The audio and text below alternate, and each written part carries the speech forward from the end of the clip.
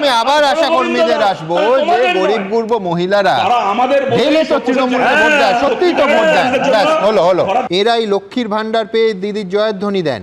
৮০,০০০ সংখ্যাটাও তো কম নয়। কেন মহিলা ভোট ব্যাংকের একটা বড় অংশকে এইভাবে অকারণে বিরূপ করা হচ্ছে?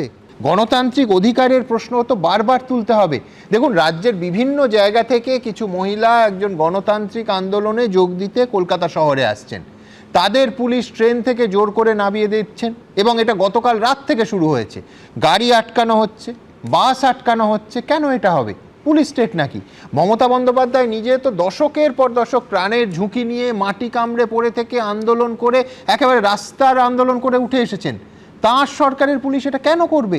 তারা এসে যদি একটা শান্তিপূর্ণ উপায়ে গণতান্ত্রিক আন্দোলন এই শহরের বুকে করেন এবং তারা এর আগে জানিয়ে করছেন, এরকম নয় যে হঠাৎ করে এসে করছেন, কোনো রকম আইনি প্রশ্ন উঠতে পারে, পুলিশ তাদের এই ধরপাকড় করবে কেন? এবং শুধু আশাকর্মীদের নয়, এই ধরনের আন্দোলনে পুলিশের এই ব্যবহার কেন হবে? কেন এই স্ট্যান্ড হবে? এই প্রশ্ন থাকবে আমাদের।